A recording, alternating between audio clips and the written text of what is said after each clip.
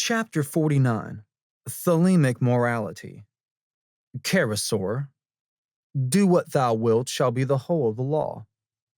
Right glad am I to hear that you have so astutely detected the bulk of my remarks on morals as little better than plain sophistry.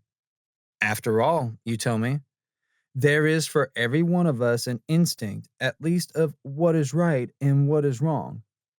And it is plain enough that you understand the validity of the sense in itself, in its own right, wholly independent of any codes or systems whatsoever.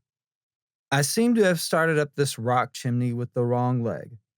What I am trying to write is a sort of answer to your remark about, does the end justify the means? And I had better tackle it straightforwardly. Cesspools in every theologian's back garden, sewers in every legislator's garden city. There is no end to the literature on the subject. But one point is amusing. The Jesuits have always been accused of answering that question in the affirmative, apparently for no better reason than that their doctrine is unanimously adverse to admitting it. People are like that.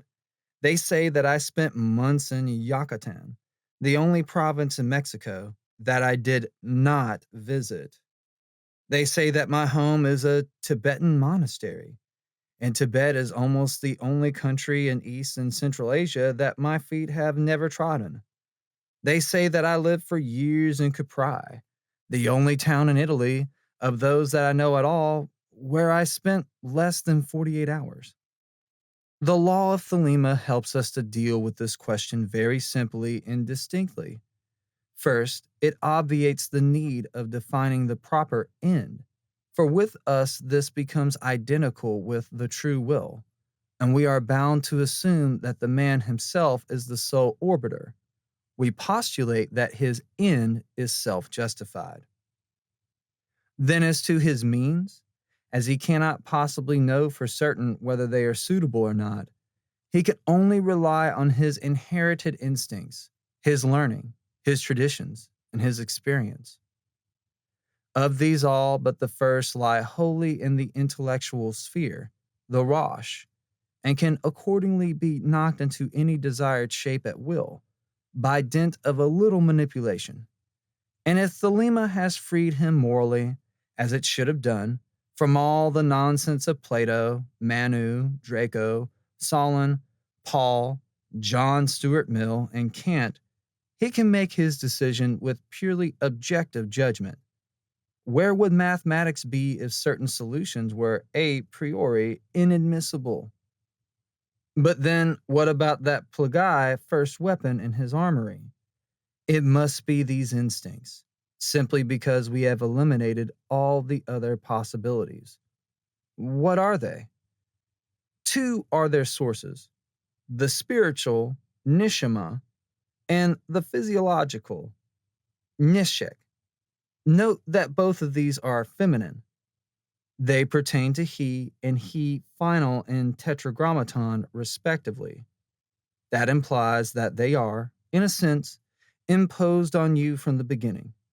Of course, it is your own higher principles, Yeshida and Shia, that have saddled you with them. But the human consciousness, being in Tefereth, cannot control Nishama at all, and it has to be admirably unified, fortified, and perfected if it is to act efficiently upon Nifshek.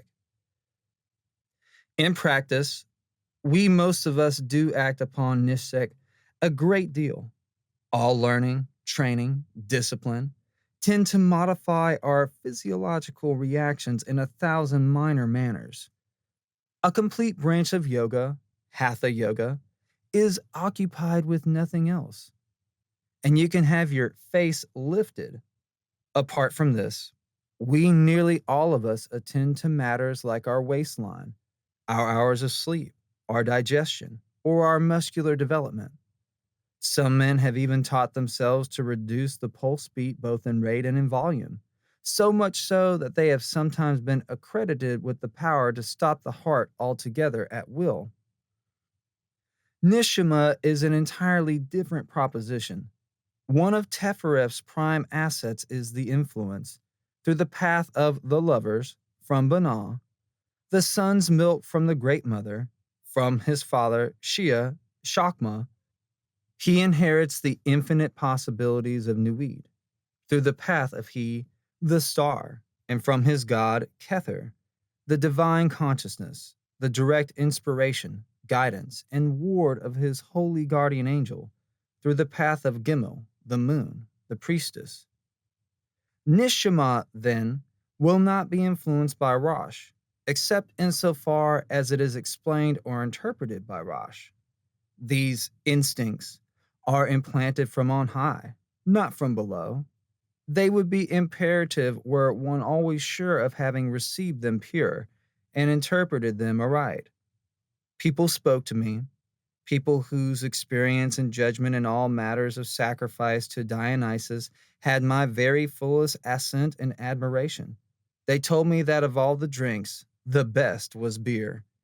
So I have wanted for many years to drink it. I can't. I once tasted a few drops on the end of a teaspoon. They told me that wasn't quite the same thing. That's nefsek. I cannot bear to do any unkind action, however wise, necessary, and all the rest of it.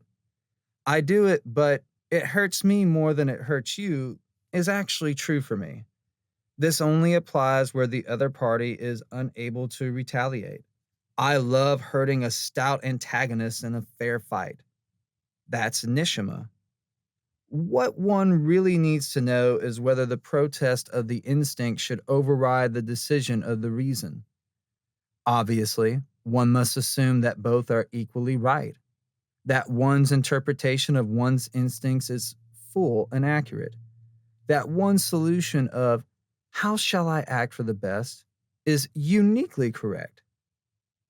First of all, one is tempted to argue that, that being so, there can be no disagreement. That is, on our general theory of the universe. True enough.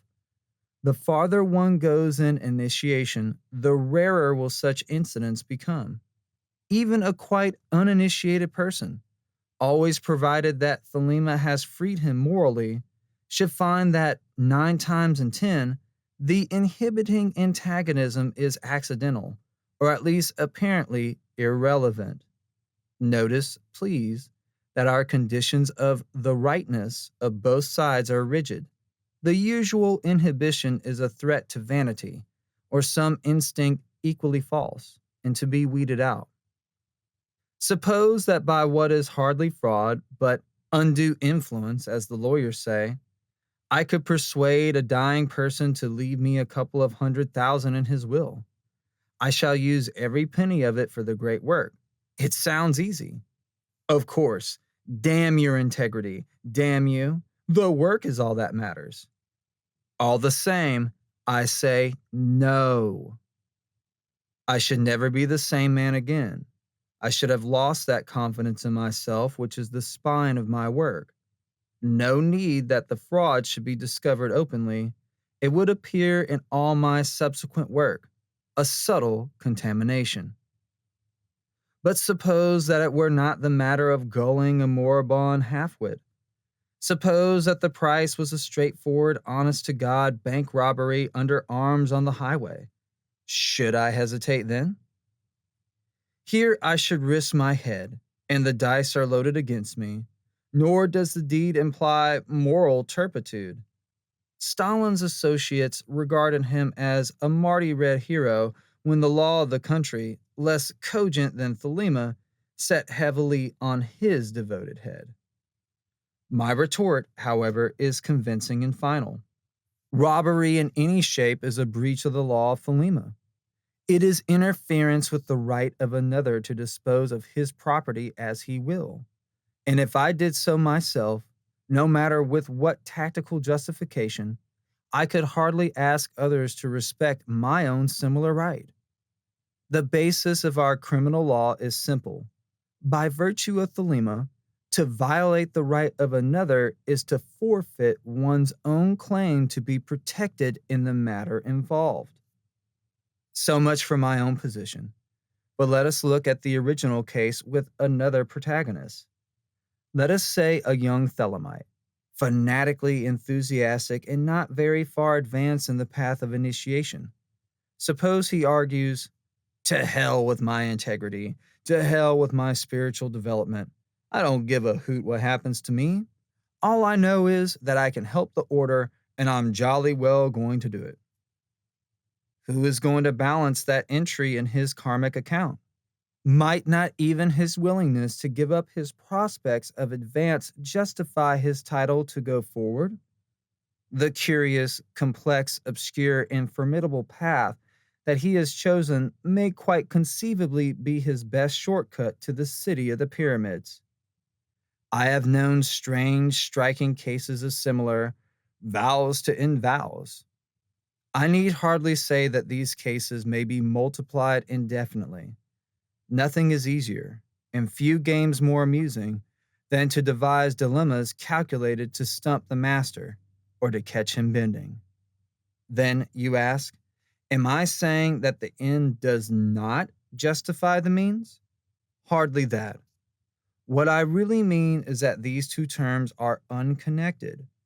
One decides about the end in one way, about the means in another.